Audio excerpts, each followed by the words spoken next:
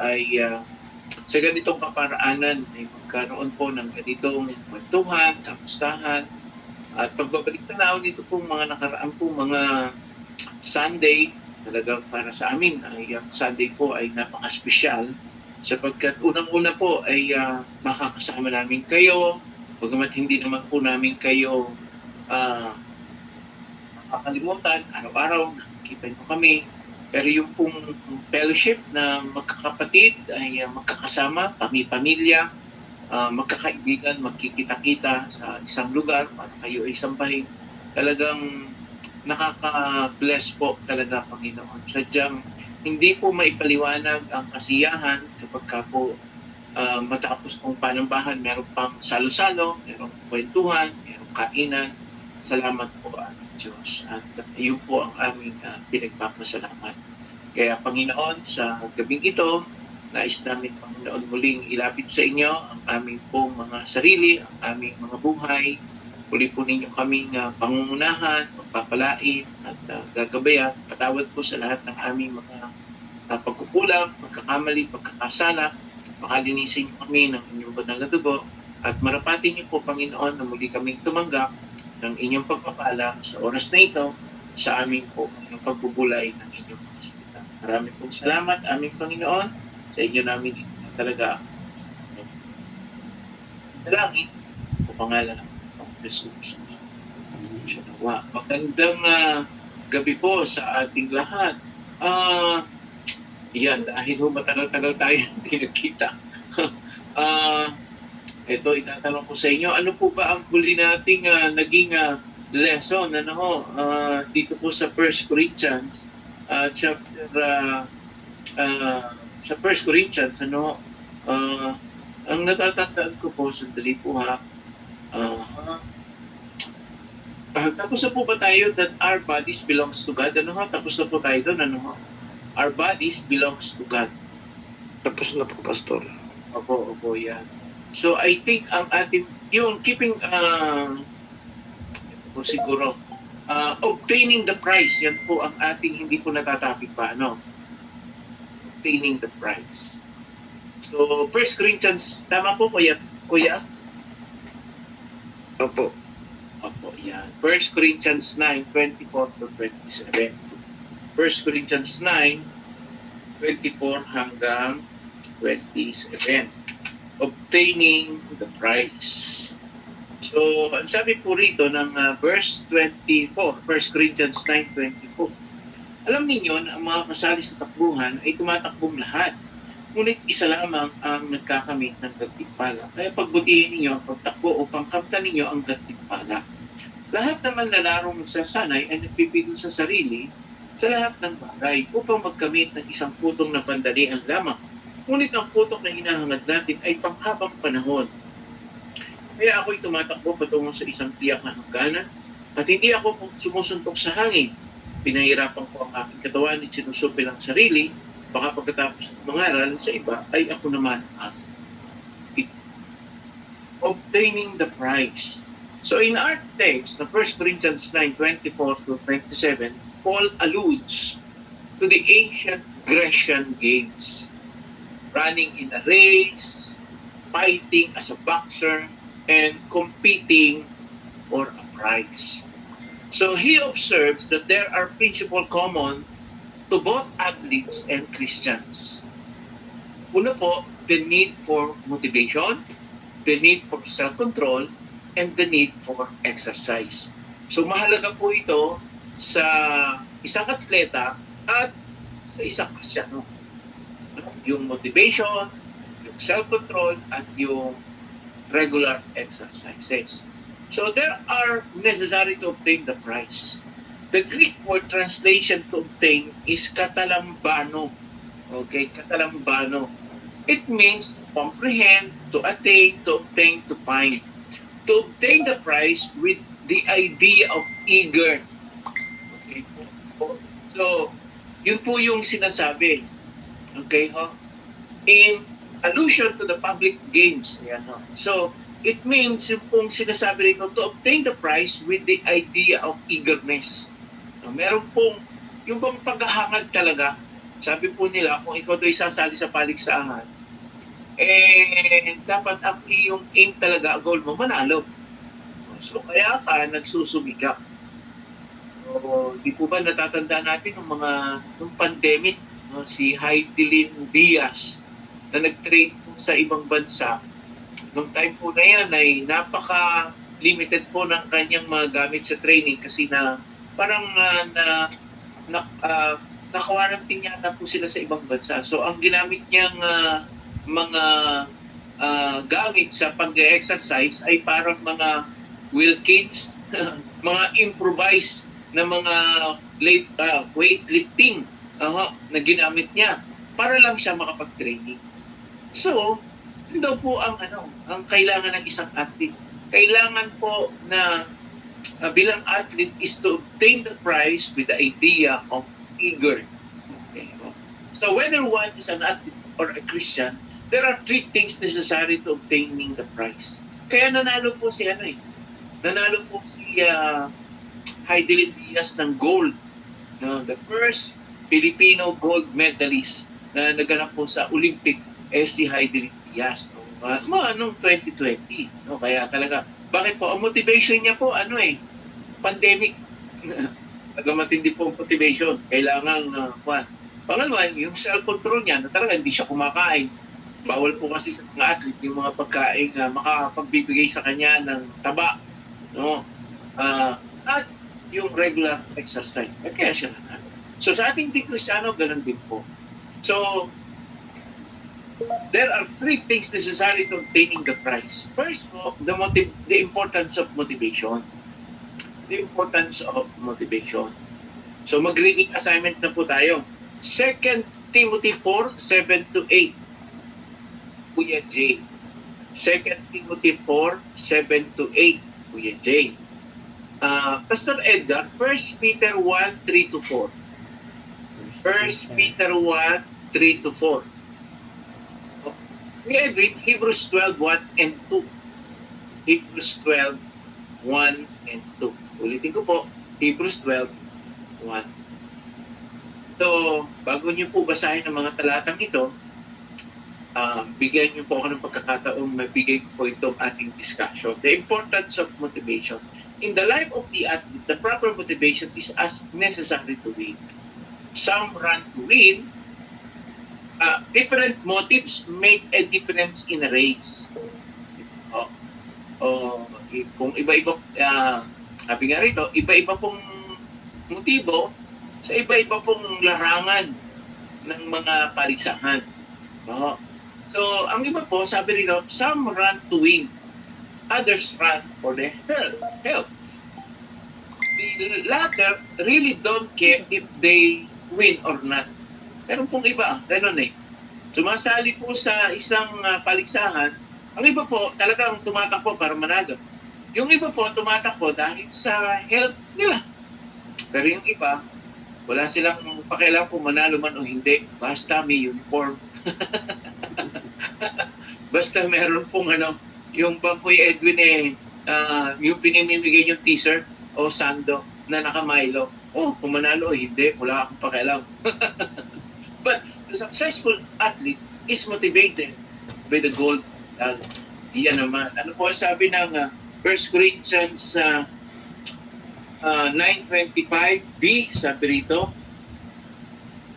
ngunit ang putong na hinahangad natin, sabi rito po, lahat ng manlalarong nagsasanay ay nagpipigil sa sarili sa lahat ng bagay upang magkamit ng isang putong na panandalian lamang.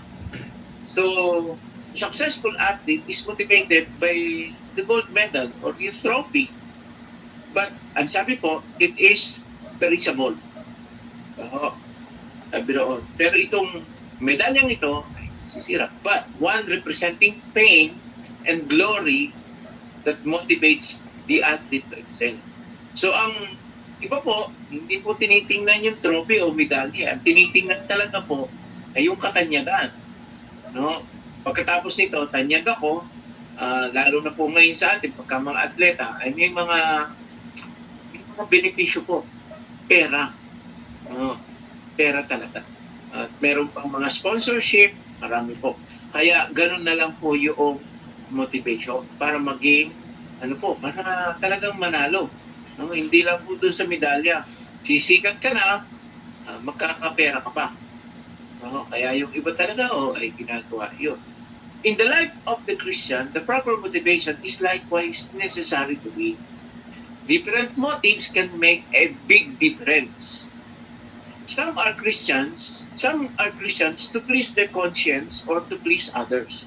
Meron pong iba, kaya sumasali sa ganitong gawain, gusto mag-convert as a Christian, para sa kanilang ikapapayapa ng kanilang budhi. No? At panakaluguran ng iba, masabing mabait. Some are Christians because of the present blessings, peace of mind, fellowship. Such motives may have their place in the life of the Christian. But a successful Christian is motivated by what lies at the end of the race. Bakit po? Ano po ang sabi po ng verse 25? Uli, lahat ng manlalaro nagsasanay ay nagpipigil sa sarili sa lahat ng bagay kung ka magkamit ng isang putong na panandilay lamang. Ngunit, sabi rito, ngunit ang putong na hinahangad natin ay panghabang panahon. So, it is an imperishable crown. Hindi po ito masisira. Bakit po? Sapagkat, ang tawag po dito, the crown of righteousness. 2 Timothy 4:7-8.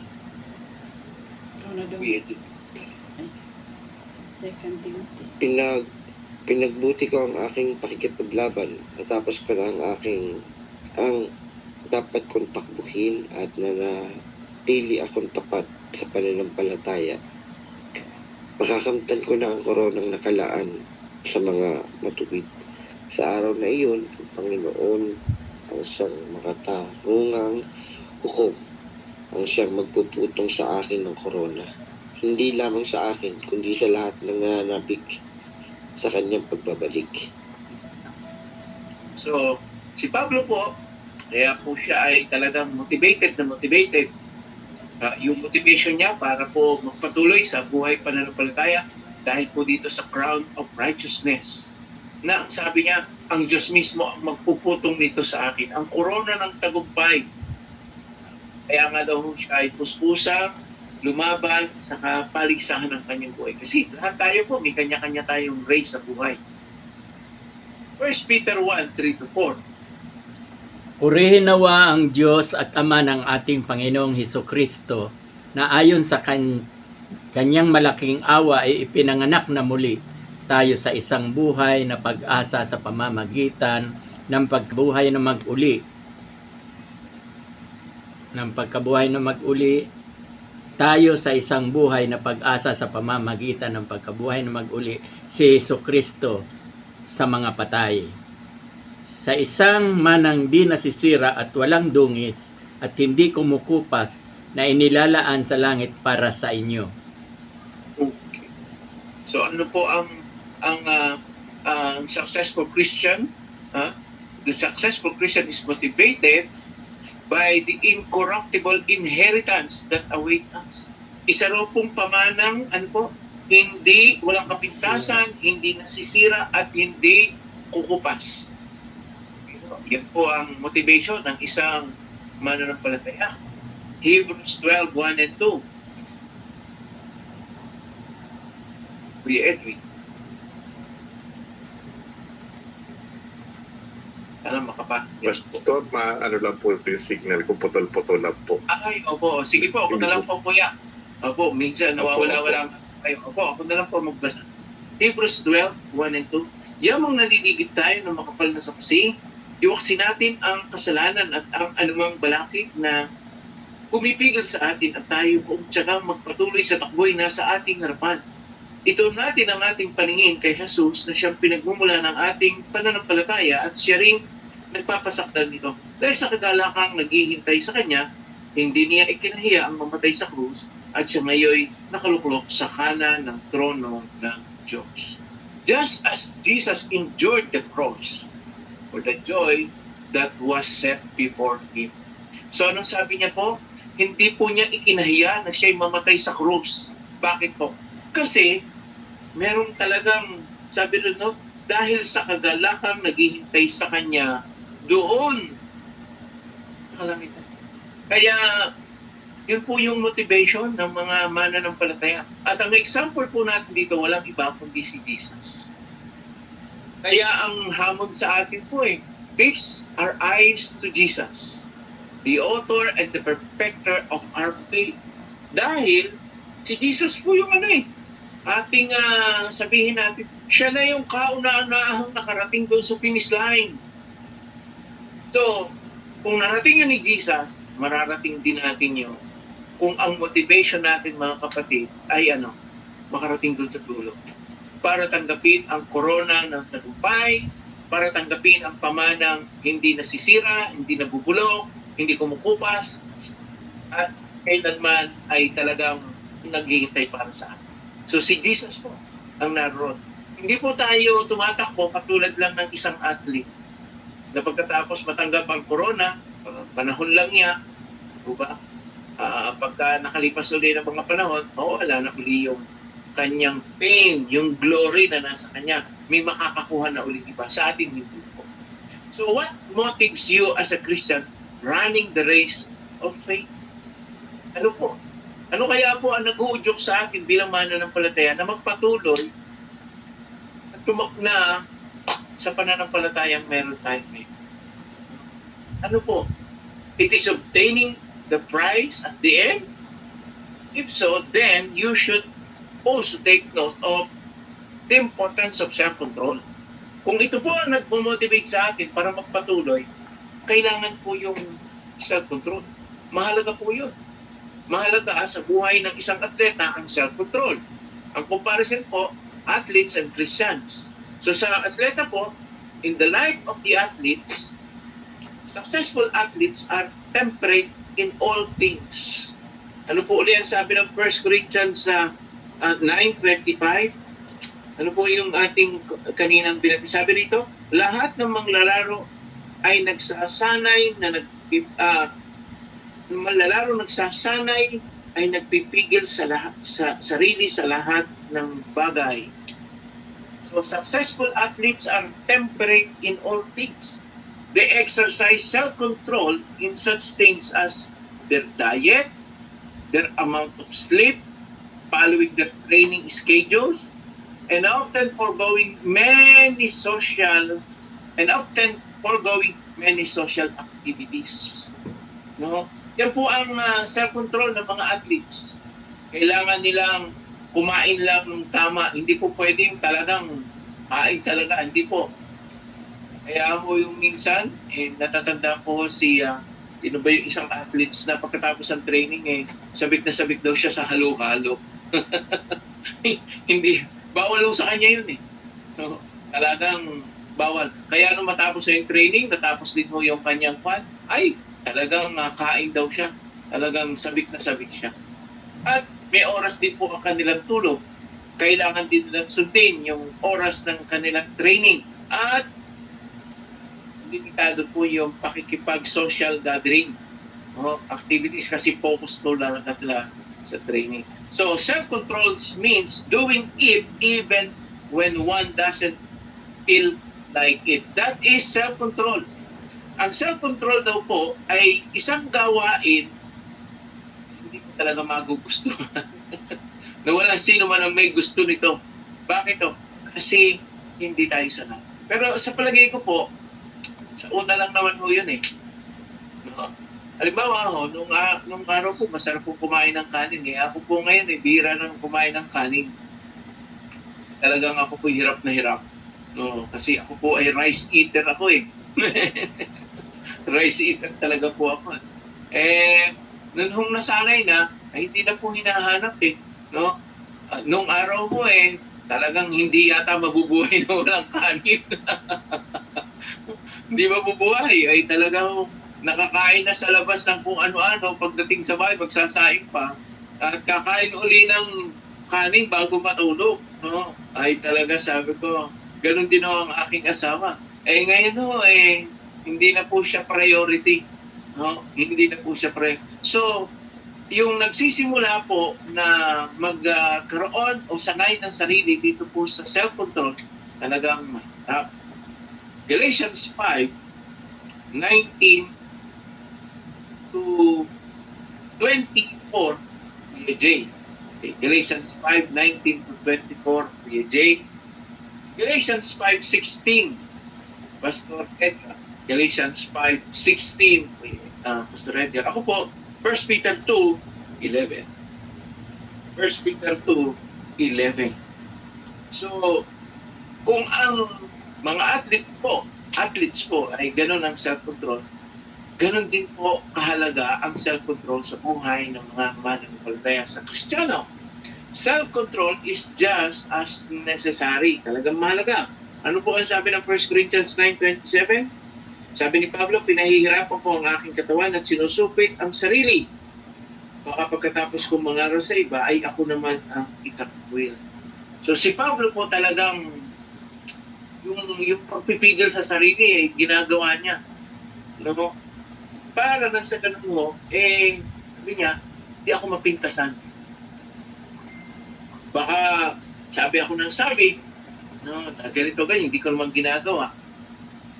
So, in the life of Christian, self-control, it is necessary to overcoming the works of the flesh. Galatians 5:19 to 24.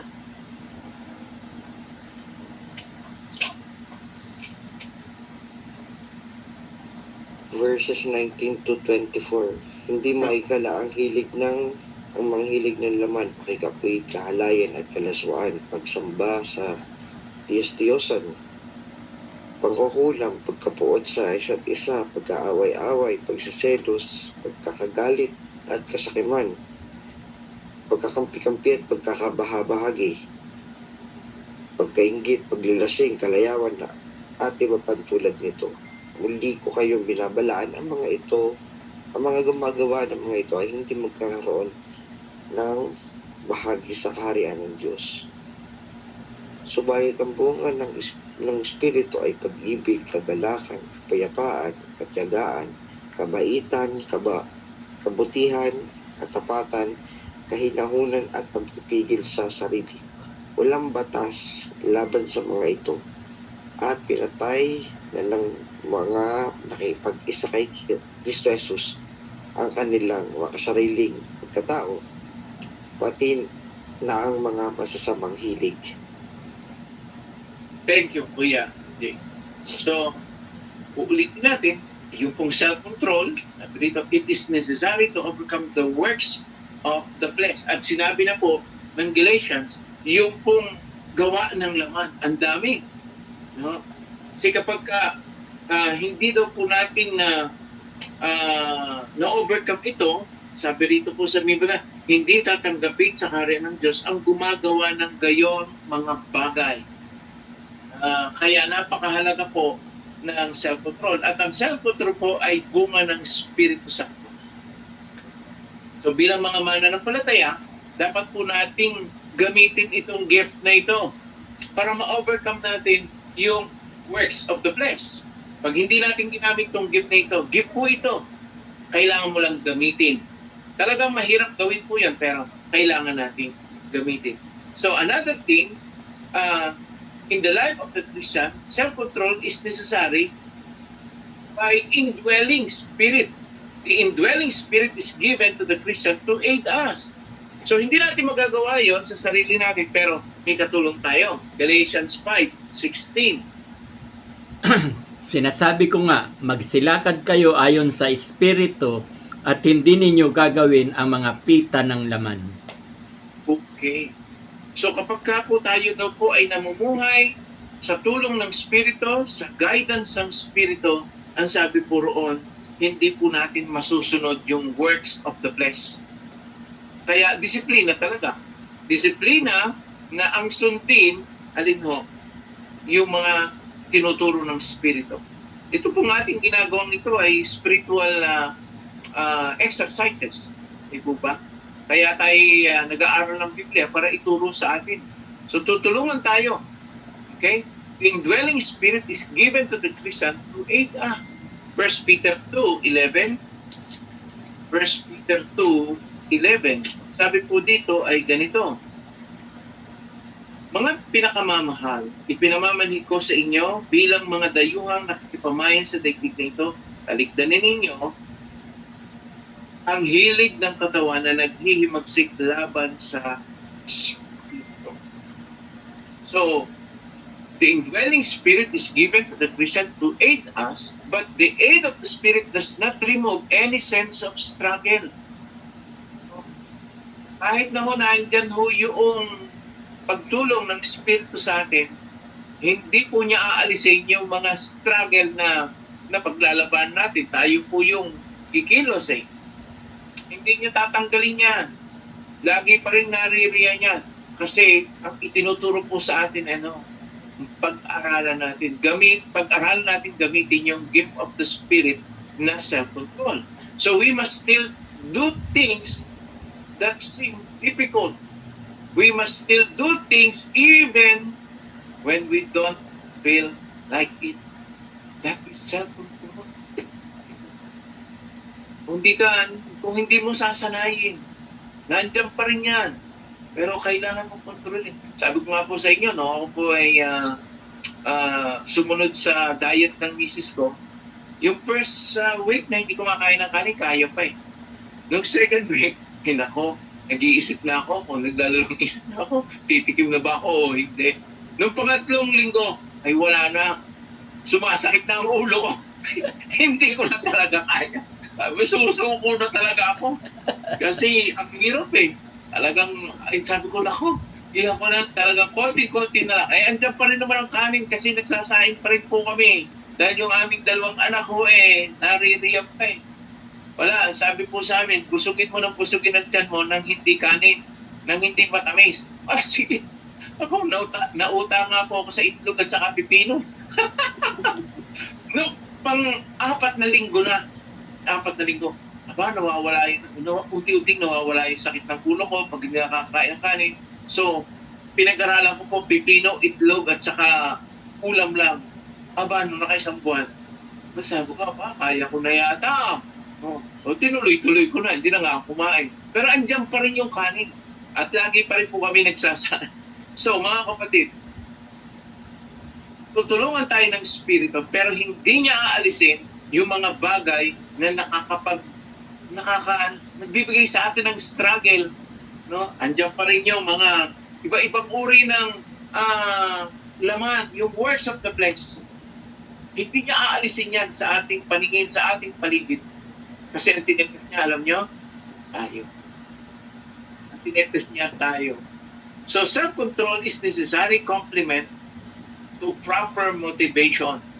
Without it, motivation alone will not succeed. Ang goal ko rin po namin noon, ang nagmamotivate talaga po sa akin noon, alam nyo ko matulungan ko ang misis ko kahit sa ganitong parang. Kasi pag kumain ako ng kanin, tiyak kakain din siya. Pinagbabawalan po siya na marami pong carbohydrate sa katawan kasi mataba siya. At ang kanyang puso po ay hindi po mag-normalize yung kanyang blood pressure. So ako, ang motivation ko po doon, tutulungan ko siya. Kaya hanggang sa ngayon, naka 8 months na po ako. Naka 8 months na napiyaya ng Panginoon. So, ulitin ko, self-control is necessary complement to proper motivation. Kung walang self-control, motivation alone will not succeed. Kahit na udyukan ka ng udyukan, kung hindi mo rin pipigilan ang sarili mo na gumawa ng tama at mabuti, hindi mo pipigilan ang sarili mo na huwag gumawa o hindi gumawa ng masama, wala rin po. Diba? So, napakahalaga po. Ang motivation, gumawa ng mabuti, yung self-control, huwag gumawa ng masama. So, the last po, along with motivation and self-control, the importance of exercise. In the life of the athlete, the exercise performed by athletes is impressive. Bakit po? Long-distance runners train 10 to 20 miles run a day. Layo, no? 10 to 20 miles a day ang tinatakbo. Swimmers swim 10 miles a day to be competitive. Hindi. A day yun. Gymnasts work out 8 to 9 hours a day. No? A day yun. So, maghapon na. Kaya yung si Carlos Yulo po, nung pinakita yung kanyang palad, talagang ang tindi ng palad yung pong kalyo at saka yung paa niya, napakakapal na. Naalala ko po si Pacquiao, sabi niya, nung interview siya, sa 12 rounds daw niya na boxing, dapat daw po, meron siyang 36 rounds na sparring sa isang laban. So, natatagalan daw yun 36 rounds o tatlong 12 yun. Kaya yun daw yung 12 rounds niya sa boxing ay parang gusto pa niya uli ng isa pa. Bitin pa daw siya sa 12. Malakas pa. Kasi nga po ang kanyang training ay 36 rounds sa pagka po siya ay nakikipag-sparring. O iba po yung kanyang workout. No? Sparring lang yun. No, yung talagang makikipagsuntukan siya. Yun po yun. So, such exercise is essential to be competitive, to endure the hardship of the competition, and to gain the glory. So, in the life of the Christians, the importance of exercise is very important pa rin. 2 Timothy 2:15. 2 Timothy 2:15, Kuya J. 2 Timothy 2:15, Kuya J. Philippians 4:6-7, Pastor. Philippians 4:6-8, Pastor Edgar. Philippians 4:6-8, Pastor Edgar. Ako po, Romans 12:9-13. Romans 12:9-13. So, in the life of the Christian, there is the need for godly exercise. Halaga po. Bakit po? Nais kong basahin po ito sa inyo. Yung first Timothy 4:8. Ang sabi po ng 1 Timothy 4:8 ganito. Sabi po 1 Timothy 4:8, kakamtan ko na ang korona ng pagtatagumpay. 2 Timothy 2 pala to. 1 Timothy 4:8, ito po ang sabi. May mapapakinabang sa pagsasanay ng katawan. Ngunit higit ang pakinabang sa pagsasanay sa kabanalan sapagkat may pangako, hindi lamang sa buhay na ito, kundi maging sa buhay na darating. So in the life of the Christian, the importance of exercise is there is the need for godly exercise. Bakit po? Because offering benefits for the life which is now is, and with promise for the life to come. Hindi po nagsasanay sa kabanalan ay meron pong pakinabang. Hindi lamang sa buhay na ito, kundi ang pakinabang maging sa darating na buhay pa. So examples of good spiritual exercise, ito po, 2 Timothy 2:15. Jay. 2 Timothy 2:15. Sikapin mo maging kalugod-lugod sa paningin ng Diyos, isang manggagawang walang dapat ikahiya at tapat na nagtuturo ng katotohanan. Thank you, Kuya Jay. So, example of good spiritual exercise, walang iba kundi si Timothy. Ito po ang sabi ni Pablo, no? Pagsikapan mo maging karapat-dapat sa Diyos, manggagawang walang dapat ikahiya at tapat na nagtuturo ng katotohanan. So, diligence in rightly handling the Word of God. Kailangan po nating sipagan talaga ang laging pagbubulay-bulay ng salita ng Diyos para sa ating pagtuturo, sa ating po pangangaral ng mabuting balita, sa ating personal na buhay, talagang maintindihan, maipaunawa natin po sa mga tinuturuan natin at maging tayo naiintindihan din natin. Kaya napakahalaga po noong diligence, no? Sa pag-exercise. Hindi po pwedeng katamad-tamad eh. Kung gusto natin, di po ba? Sabi ko nga po sa inyo, ang mga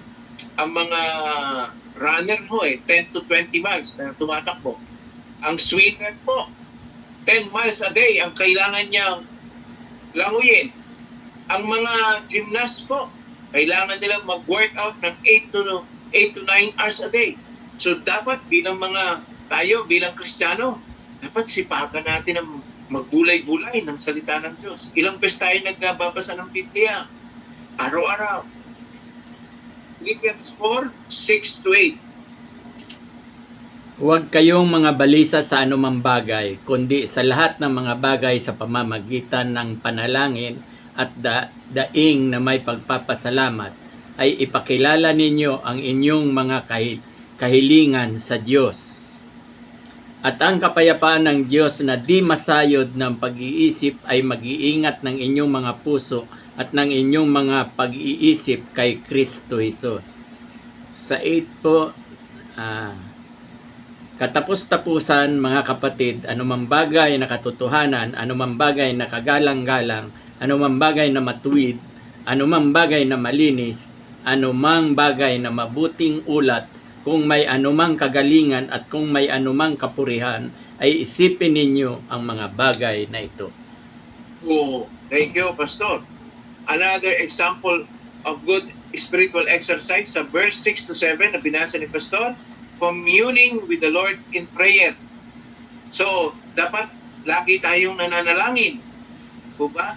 Sabi rito ho, huwag kayong mabalisa tungkol sa anumang bagay, bagkos hingin ninyo sa Diyos ang lahat ng inyong kailangan sa magitan ng panalangin, may pasasalamat. So, dapat exercise natin lagi yung prayer na gift na yan. No, yung access natin sa Panginoon na makatawag sa Diyos.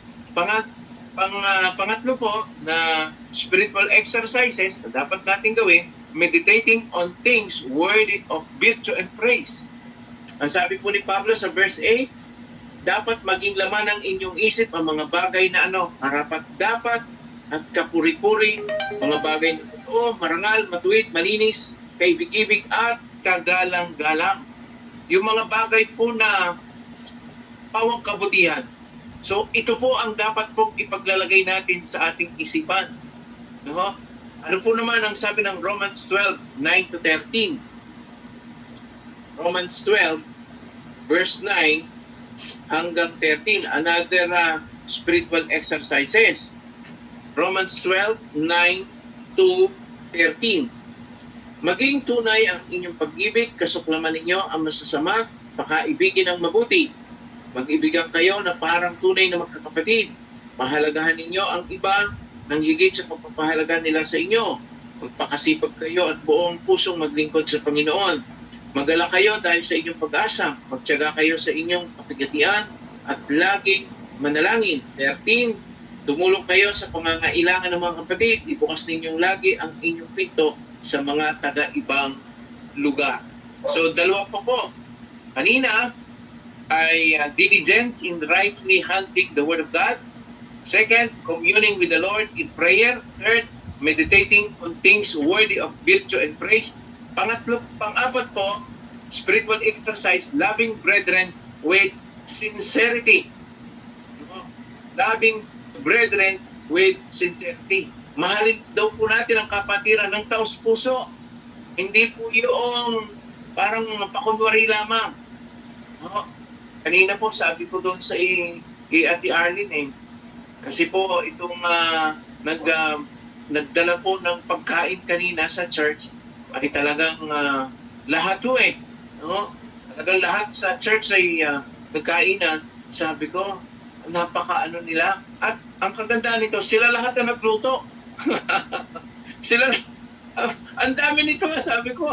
Wala silang nakakalimutan. Lahat dala. No? Wala silang, hindi sila kinulang sa plato, hindi sila kinulang sa kutsara. Lahat, pati yung basahan, lahat. Alam niyo kung anong inendalan ng church? Mesa. Mesa lang. Ay talagang blessed na blessed. Ang sasarap ng pagkain. Kasi po sila, mga health conscious. Yung nagluto, sabi ko, pambira. First time namin nakakain ng ganitong walang mga preservative na pagkain kasi sila po ay kanilang ay healthy diet po sila. Ang kanilang pupuan. Ay tuwa-tuwa itong mga kapatiran. Well, sarap nito. Basta, ako, blessed na blessed tayo dyan. So, isa po yan. At 5 po, offering diligent, fervent service to the Lord and brethren. Sa verse 11 to 13, ang sabi po rito ay, magpakasipag kayo at buong pusong maglingkod sa Panginoon, magala kayo lagi sa dahil sa inyong pag-asa, magtiyaga kayo sa inyong mga kapigatian at lagi manalangin, tumulong kayo sa pangangailangan ng mga kapatid, ibukas lagi ang inyong mga pinto sa mga taga-ibang lugar. So ito po yung mga spiritual exercises na dapat natin gawin bilang mga mananampalataya. Maging masipag sa pagbubulay, pag-aaral ng salita ng Diyos, pagtuturo nito, laging manalangin, laging magbulay ng mga bagay na totoo, worthy of virtue and praise, loving the brethren with sincerity, and offering diligent, fervent service to the Lord and brethren. Certainly, one engaged in such exercises is a true spiritual athlete, running the race of faith with certain, fighting the good fight with purpose. Diba? So, such effort will not be in vain when acquainted by the right motivation, when joined with self-control. Pagka tayo po ay naging isang manlalaro, bilang isang Kristiyanong talagang dibdiban, no? May layunin kung bakit ka nagpapakasipag, bakit ka nagpapaka-sincere sa iyong ginagawa, kasi alam mo kung ano yung dahilan. Dahil gusto mo na manalo, no? Makarating doon sa final destination natin, doon sa finish line na naroon ang ating Panginoong Jesus. Kaya ang tanong sa atin are you obtaining the prize? Hinahangad mo ba na talagang maabot yung premyo? Make sure that you heed Paul's words to run in such a way that you may obtain it. Ano po ulit ang sabi po ng 1 Corinthians 9:24? Yung ating text po, 1 Corinthians 9:24. Sabi na, alam ninyo na ang mga kasali sa takbuhan ay tumatakbong lahat, ngunit isa lamang ang nagkakamit ng gantimpala. Kaya pagbutihin ninyo ang inyong pagtakbo upang kamtin ninyo ang gantimpala. So mga kapatid, hindi tayo ngayon tumatakbo nang wala lang. Meron pong iba tumatakbo. Ang lagi kong tanong, nagja-jogging kayo, para mapawisan. Para lumakas. Alam niyo po ba na meron po akong kapitbahay dito, 95 years old, matanda. Agang-aga, lagi yung nagdadakado dito sa harap ng bahay na. Sabi ko, ay talaga kakong ang sarap pa. Kaya pa niya, 95 years old, nakakalakad pa. No? Araw-araw yun. Araw-araw. No? Dito nga daw ho dinala ng mga anak kasi pagka daw ho doon sa kanila, tumatakas, napunta ng palengke, 95 years old. Brittle na ho yung tuhod nun yung mga buto nun baka matumba.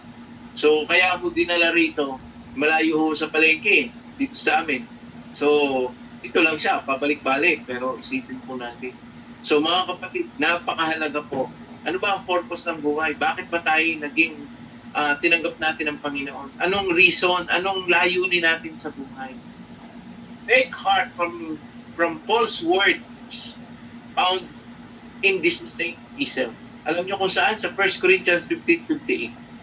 Ano po ang sabi po ni Paul sa 1 Corinthians 15:58? Therefore, my beloved brethren, be steadfast, immovable, always abounding in the work of the Lord, knowing that with labor is not in vain. Ano sinasabi noon? Magpakasipag kayo, huwag kayong matitinag, magpakatatag kayo, sapagkat alam natin na ang ating pagpapagat ay hindi nawawala na. Basta alam mo kung bakit mo ginagawa niyo. Bakit ka ba nagpapakabait? Bakit ka ba sinasanay mo ang sarili mo na maging mahinahon? Sinasanay mo na maging maibigin? Sinasanay natin ang ating sarili na magpigil sa sarili? Bakit ba tayo naglilingkod? Bakit ba tayo nagsasakripisyo? Para saan? Diba? Para lang sumaya ang puso? Para lang mapayapa ang kaisipan? Yun lang ba talaga ang purpose? Bilang mga mananampalataya, may layunin ang Diyos kung bakit tayo tinawag sa gawain ito. Manguna, para siya mabigyan ng kapurihan at para siya mabigyan natin ng kalwalhatian. Sapagkat yun talaga ang reason kung bakit tayo nilikha ng Diyos. So magbigay sa Kanya ng kaluluhan. Pero dahil sa ating kasalanan, parang imposible na magawa natin yun. Pero dahil sa pag-ibig ng Panginoong Jesus, ng pag-ibig ng Diyos, ibinigay niya ang kaisa-isang anak, ang Panginoong Jesus, na siyang namagitan sa Diyos at sa tao. Kaya pag nanalig at nanampalataya tayo makasalanan sa Panginoong Jesucristo, magkakaroon tayo ngayon ng access sa Diyos. Binigyan niya tayo ng karapatan, sabi ng John 1:12, na sino man tumanggap at nanalig sa bugtong na anak ng Diyos ay binigyan niya ng karapatang maging anak ng Diyos. So, mga kapatid, may access tayo. At pinangakuan niyan ang lahat ng nananalig at nanampalataya sa bugtong na anak ng Diyos ay may buhay lang. At yun ang ating hinahangad. At yun din ang sinasabi ni Apostol Pablo, na kung may pakinabang sa pagsasanay ng katawan, may mas mahigit na pakinabang ang nagsasanay sa kabanalan, sapagkat may pangako, hindi lamang sa buhay nito, kundi maging sa buhay na darating. Kaya, sanayin. Kasi ang goal na talaga, makarating doon sa langit. Makapiling ang Panginoon. Kung bakit kami po ni Pastor Edgar ay patuloy na nangangaral, nagtuturo ng salita ng Diyos. Sapagkat ito yung calling namin. Ito yung aming task na ibinigay sa amin ng Panginoon. Kaya kung bakit kami po ay ganoon po ang kasidhi na mangaral, magturo ng salita ng Diyos. Sapagkat ang banal na Espiritu naman ang magpapaunaway at magbibigay ng karunungan sa tao para maunawaan niya ang amin pong mga itinuturo. Kasi may mga pagkakataon na kahit kami rin ay malalim din ang pahulugan ng aming mga itinuturo. Pero sa tulong at biyaya ng Diyos, ang Diyos po ang nagpapaunawa nito. Basta ikaw ay nanalig ng lubos sa Panginoong Jesucristo. Kaya muli, mga kapatid, ito po yung ating aralin. Obtaining the prize. Obtaining the prize.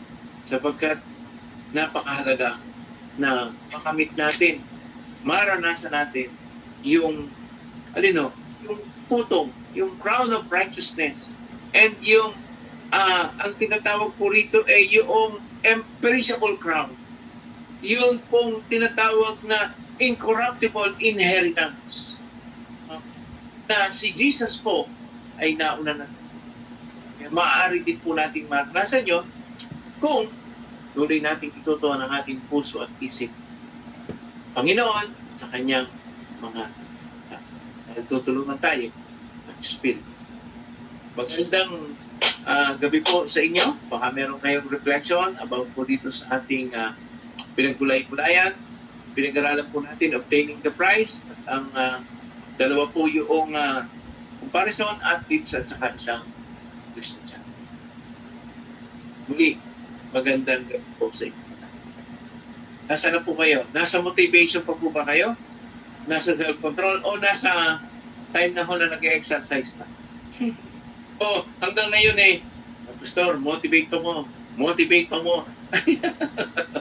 Motivate pa. No? Wala pa ho ba tayong ginagawang paraan para yung motivation na sinasabi sa atin ay magawa na natin yung self-control? Kasi kapag hindi po natin sinupil yung ating sarili, hindi tayo makakapag-exercise ng tama. Diba? Yung magpupuyat ka, tapos kinabukasan mag-exercise ka kasi may laban, hindi tayo mananalo mo. Yeah. Oo, hindi po pwede manalo yun. Yung halimbawa gagawa tayo ng kasalanan ngayon, tapos bukas magpe-pray ka, Lord, pagpalain niyo po ako, pangunahan niyo po ako, papagtagumpayin niyo po ako sa aking laban. Tapos panay naman ang ating ginagawang hindi tama. Sa palagay na hindi po siya. So magkakasama po yung the need for motivation, the need for self-control, and the need for exercise. Kung puro exercise at walang motivation, mahirap din. Kung puro exercise at walang self-control, magsasayang tayo. Ako po noon exercise ako na exercise, hindi naman ako nagda-diet. Wala rin mo. sa halip na ako'y pumayat, naku, napapagod lang ho ako. No? Sabi ko, pansin ko, pawis na pawis ako, magmula tuktok hanggang talampakan. Bakit hindi nalitit yung tiyan ko? Sabi ko, araw-araw ho yun. Araw-araw yun. Aga ko pang magising. No? Pero bakit hindi ako namamaya? Kasi pagdating ko sa bahay, katapos sa exercise, kasi meron na akong isang, anong tawag ko dito, sinangag na kanin. Wow. Tapos may tinapa. Meron hong kamatis. Paano ka? Tapos may kape. Paano ka naman? No? Na papayat noon. Baliwala. Baliwala ang lahat po ng aking pag-exercise. No? Wala, sayang. No? Hihigop pa ng kape. Pamaya-maya tatawag pa yung taho. Bibili si Hope ng taho. Ako naman makikihigop din kasi masarap yung taho. Mainit. Wala po.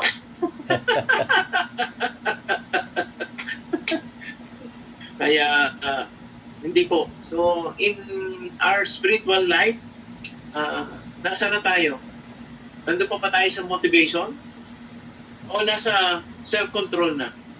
O sa yung dalawa, nasa exercises na tayo? Kayo po, Kuya Jay, asa na po kayo dito? Pabalik-balik, pastor, ah. Parang ganun eh. Hindi po. Ang siguro, pastor, pabalik-balik nga din kasi minsan nanghihina yung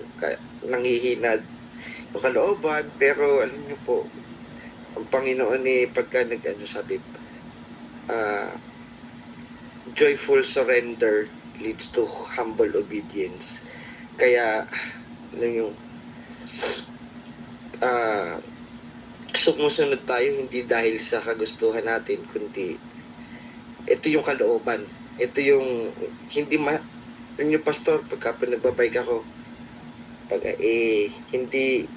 hindi masarap na napapagod, pero kailangan para tumatag.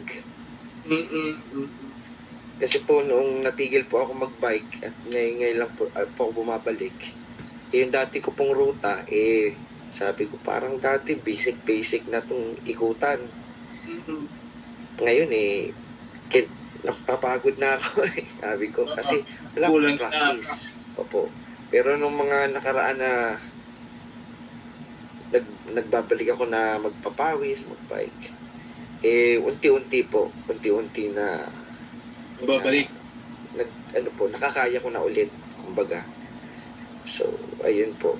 Practice doesn't make perfect, but it makes you stronger. Yan naman. So even in spiritual aspect, Kuya? Opo. Totoo po yung pastor. Pagka pong, pag nasanay ka na, may mga nakaraan pong mga linggo na, sabi ko parang paiksi yung prayer time ko ba. Parang yung dating mga 3 minuto na dire-diretso sa prayer, parang nagiging 1.5 na lang yata. Paiksi na. Opo, kasi yung yung audio Bible na devotion, parang ganon. Mayroon po siya ng mga devotion, maiksing devotion, tapos Bible reading, piniplay ko na lang po. Tapos ang message po tungkol dun sa, yun nga, yung quiet time. Sabi ko, teka, pinapatamaan ako, kailangan kong bumalik. O kasi, opo. Hindi lang sa haba, kundi sa lalim siguro. Tama. Totoo yun. Po. Magandang paalala. Napakahalaga po nito sa atin. Napakahalaga. Kasi makikinabang nito tayo talaga. Thank you, Kuya Jay. Salamat po. Salamat po. Opo. Pastor Edgar, nasaan na po kayo? Nandito pa. Self-control o nag-exercise na? Ang nagustuhan ko po sa mga binasa natin, yung paborito ko, yung Hebreo 12:2, fixing your eyes on Jesus, the author and perfecter of faith. Nagustuhan ko po yun. Kasi yun ang malaking bagay po na nakakatulong at maging sa church, yan din ang lagi kong itinuturo para matapos natin yung takbuhin, maabot natin, wala po tayong ibang titingnan si Jesus, 'di ba? Sa Tagalog, ituon natin ang ating paningin kay Hesukristo na siyang pinanggalingan ng ating pananampalataya. So, yan ang lagi kong itina-challenge. Huwag mong titingnan ang pastor kasi maraming pastor. Halimbawa, tulad dito sa amin, 2 kami. Huwag niyong sasabihin, ay gusto ko yung si Pastor Dan, ay gusto ko si Pastor San Miguel. Ang tawag po kasi dyan ay pastor-centered, hindi Christ-centered. Dapat Christ-centered lang tayo. At ang itinuturo ko pa sa kanila para matapos natin ang takbuhan, huwag mong tingnan ang mga membro. Kasi kung ang nakapokus ka sa mga membro, mga chismoso-chismosa yan. So matitisod ka. Maaring hindi ka na magsimba dahil sa mga chismoso at chismosa.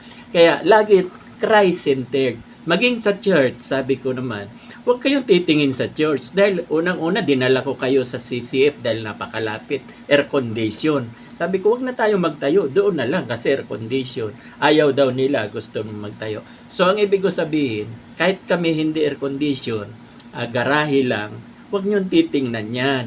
Christ-centered tayo.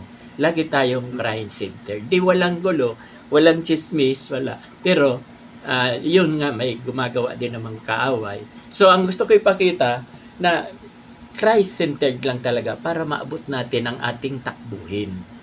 Para maabot natin. O, halimbawa naman, yung tinalakay natin, yung fruit of the Spirit at ang bunga ng laman, ay maliwanag naman po kasi sa Romans chapter 8, verse 9, ang sinasabi po doon, kung wala sa iyo ang Espiritu ni Kristo, ikaw ay nasa laman.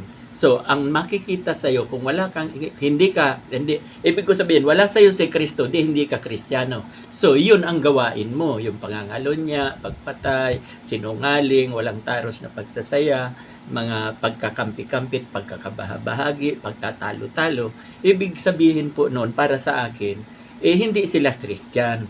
Kaya nga, ang bunga nila, laman, yun ang nakikita sa kanila. At ito namang bunga ng Espiritu, sa lahat ng Kristiyano po yan.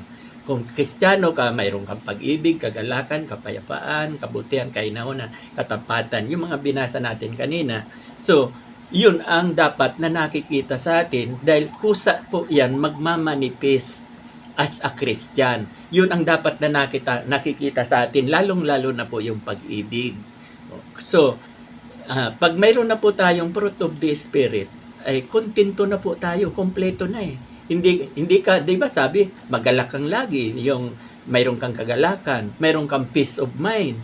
So ano pang problema? Iyan talaga ang magmamanifest sa atin dahil we are a Christian. So, yun po ang para sa akin na tama, yung para maiwasan naman yun, dahil tayo hindi pwedeng hindi maiwasan eh. Yung, di ba, sabi nyo nga dyan, nalaman ko dyan sa day by day, hindi tayo exempted doon sa bunga ng laman. Doon ko yan narinig sa inyo. Tama naman, sang-ayon ako. Hindi. Pero, mapalad tayo, may mediator tayo. Di ba, sabi nyo kanina, may namamagitan sa atin, sa tao at sa Diyos, mapalad tayo. Kaya tayo, yun ang dapat talaga mahamon, ma-challenge kasi ako, lagi kong sinasabi, kahit sa broadcasting, lagi kong sinasabi, ang aking mitiin, layunin, ay maligtas ang marami. Bagamat hindi talaga maliligtas lahat ng tao. Kasi pag ang lahat ng tao sa langit, magiging sinungaling daw ang Diyos, ba't pa naglagay ng impyerno? Mayroon talagang may impyerno. So, ang napakaganda po niyan, nung nandyan ako sa inyo, kumbaga sa pagtatrabaho, kasi diyan lang ako nagtuturo sa inyo yung special class, parang nasa kuwan lang ang kuwan ko, pagsunod kay Lord, nasa 20% lang. Pero iba itong may katungkulan. Pag may katungkulan po pala talaga, na katulad nyo, tayo ay talagang magsisipag. Dahil ang ating hangarin, yung Matthew chapter 28, verse 19, umayo tayo, gawin nating alagad ang lahat ng bansa at bautismuhan sila sa pangalan. So, yun ang malaking tulong. Ngayon, para proteksyon naman, para maiwasan natin ang ating mga tukso, may mga binabasa po ako sa Bible para maiwasan. Tulad ng 1 Thessalonica chapter 4 verse 3 to 7. Ang sabi po doon, it is God's will that you should be sanctified. Kalooban pala ni Lord na tayo ay kanyang nilinis. And then, avoid sexual immorality. And then, you should control your body in a way our body is holy and honorable. So, pag nababasa ko po yan, na mahirap nang talagang kukontrahin mo kasi ang sabi, tayo daw ay banal, holy and honorable, kagalang-galang. Bakit pa natin gagawin yung mga bagay na yan? Dahil, di ba, nasabi ko nga sa inyo, yan ang kahinaan ko noon na babaero ako. Okay, isa pa, yung Matthew 5:28. Pag nababasa ko yun, ang sabi doon sa Matthew 5:28, tumingin ka lang sa babae at pinagnasaan mo, ikaw ngayon ay nangangalunya na, nagkakasala na. Okay, so para sa akin po, malaking bagay talaga na mayroon tayong katungkulan. Kasi pag may katungkulan, iiwasan mo yan. Di ba sinabi ko nga sa inyo na ako ay banal? Dahil ang sabi niya sa 2 Corinthians 5:21, no, si Jesucristo ay walang kasalanan, subalit dahil sa atin, siya'y ibinilang na makasalanan upang tayo ay mapapaging righteous, mapapaging banal. Maging sa 1 Corinthians chapter 3, verse 16, 17, we are a temple of God.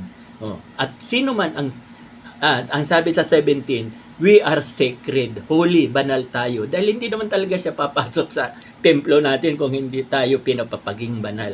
Kaya lang, lagi kong sinasabi, hindi ko kayang pabanalin ang sarili ko. Si Kristo, through faith, ako ay kanyang pinapapaging banal. Yun lamang po ang aking maidadagdag. Ay, salamat po, Pastor, sa inyong mga verses. At habang binabanggit niyo yung mga verses ay nagme-meditate ako at purihin ang Diyos sa mga talatang iyo na siya po pinaghuhugutan natin ng inspirasyon, ng motivation para magkaroon tayo at magawa natin, magamit natin yung gift ng self-control at patuloy tayo mag-exercise ng spiritual life, magawa natin. Pagkat kung wala talaga ho yung salita ng Diyos, mahirap po. Hindi natin kaya. Amen. Kaya ho lang ho ng Diyos talaga. Kaya napakahalaga po nitong ating pag-aaral dahil nare-remind tayo, napapaalalahanan, na-evaluate natin ang ating sarili. Nasa na ba tayo? Hanggang ngayon ba motivation pa? O hindi pa natin nagagamit yung gift ng self-control? O hindi natin ginagamit? Kaya hindi tayo makapunta doon sa exercises. No? So, thank you, Pastor, sa inyo pong i-share na ito sa amin at purihin ang Diyos. Mahirap po magbulay ng salita na lalo na po kung tulad nyo nga po na memorize nyo na yung mga talata at habang binabanggit nyo talagang parang libro ng Biblia yung utak ko nagagano. Hinahanap niya yung sinabi nyong mga talata. Oo. Kaya napakaganda po nung ganoon. Nare-remind tayo sa mga talata. Salamat po sa inyo. Thank God. Pagpatuloy na pagdito. Kuya Edwin, baka meron po kayong reflection regarding po dito sa ating lesson. Maayos na po kaya ang inyong signal dyan?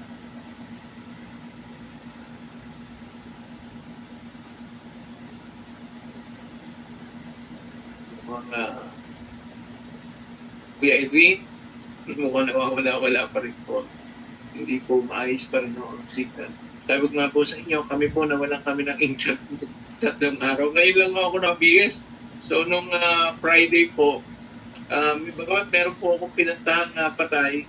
Pero nung Friday po na iyon, talaga nagpaalam din po ako pupunta nga po sa patay. Pero sabi ko, timing din yung pagpunta ng patay kasi wala nga po kaming internet. Tapos nung Saturday morning naman, mag-BBS na ako, wala talaga kaming internet. Ako, sabi ko, patay. Pagka Saturday morning, meron din po akong BS. So ngayon po, kalooban ng Diyos, sapagkat premyo, gantimpala, pag-uusapan natin, dapat meron talaga tayong internet. Sayang ang gantimpala kung hindi po natin matagal. So muli, magandang gabi sa inyo at purihin natin ang Panginoon. Tayo po ay manalangin. Aming Diyos, aming Panginoon, salamat po sa mensahe at sa mga aral mula sa Biblia na amin po ngayong pinagbulay-bulayan. Salamat po at napakabuti niyo sa amin. Salamat po, Panginoon, dahil lagi nyo kaming pinaalalahanan at lagi nyo pong binibigay ang mga salita ninyo na nagbibigay sa amin ng sigla, ng tatag, ng tibay, ng pag-asa, ng kagalakan, ng pang-unawa. Panginoon, salamat po sa inyo. Sadyang dito po namin napapatunayan na sadyang kaming mahal ninyo dahil hindi kayo nagsasawa na kami ay lagi pong turuan at bigyan, Panginoon, ng mga hamon sa buhay, ng mga aral, ng mga na matututunan namin kung ito po at pakikinabangan namin lalong